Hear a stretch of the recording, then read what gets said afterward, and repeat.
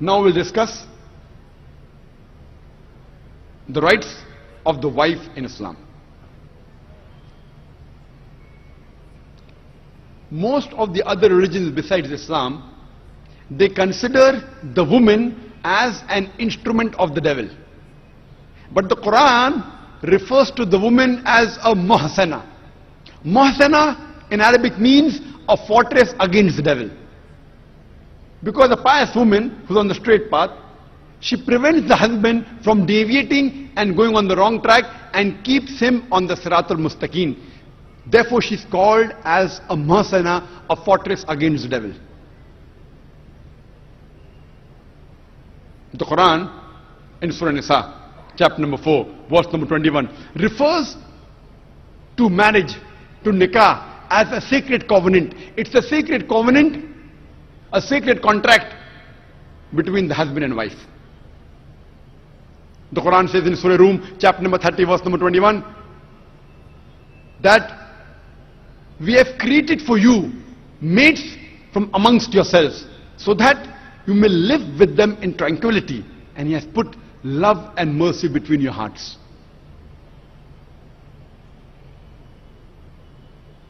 The beloved Prophet Muhammad Sallallahu Alaihi Wasallam, he said, it's mentioned in Sahih Bukhari, volume number 7, in the book of Nikah, chapter number 3, hadith number 5066, the beloved Prophet said, O young people, whoever has the means to get married should get married.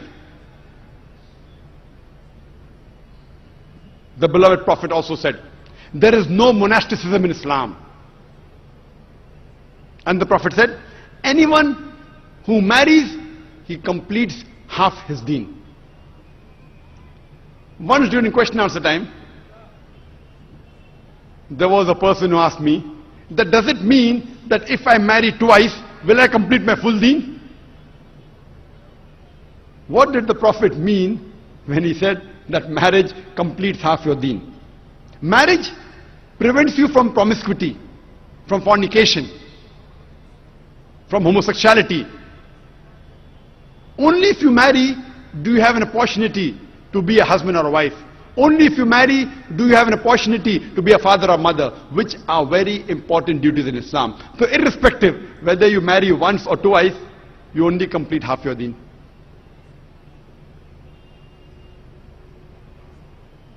In Islam, for a marriage to solemnize, taking the permission of both would be husband and wife, the man and the woman, is equally important. The Quran says in Surah Nisa, chapter number 4, verse number 19, do not inherit the woman against their wishes. There's a hadith which is mentioned in Sahih Bukhari, volume number 7, book of Nikah, chapter number 43, hadith number 5138.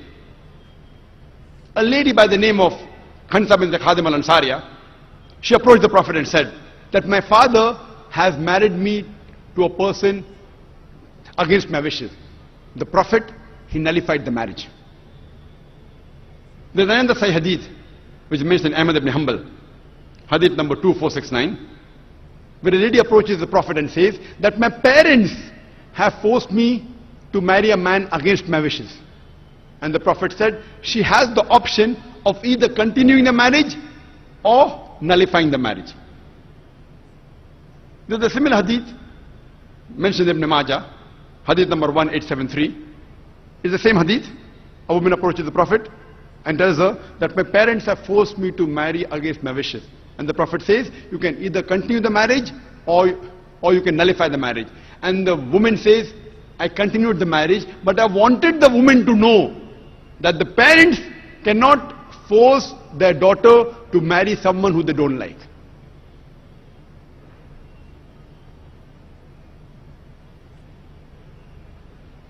The Quran says in Surah Baqarah, chapter number 2, verse number 228, that the women have rights similar to those against them on terms equitable, but the men have a degree of advantage. Based on this verse of the Quran, men and women are equal except in leadership. The Quran clearly says that the women have rights, those similar to them, on terms equitable, but the men have a degree of advantage. Now many of the men in Islam, many of the Muslims, they misunderstand this ending phrase that the men have a degree of advantage, and they think that men are superior. What they're quoting is a verse of the Quran which was recited by a wonderful Qari from Surah Nisa chapter number 4 verse number 34, which says, Ar-rijalu qawwamuna 'ala nisa, that the men are the qawwam of the women. What is the meaning of the Arabic word qawwam?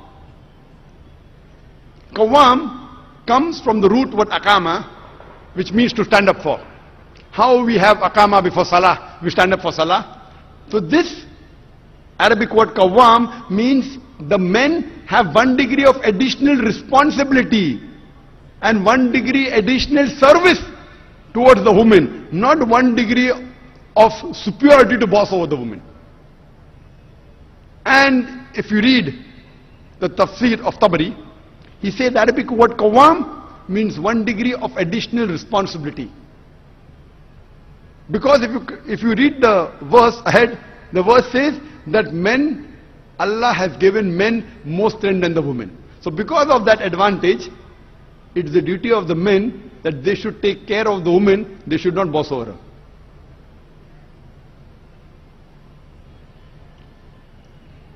Furthermore,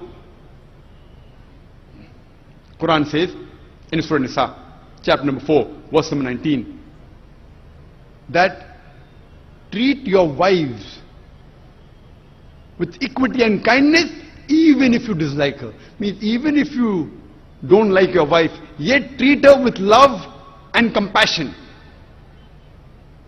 And treat her kindly, even if you dislike her. Even if you dislike her, treat her with kindness and compassion. And in Islam, we do not consider calling the women as housewives. Housewives.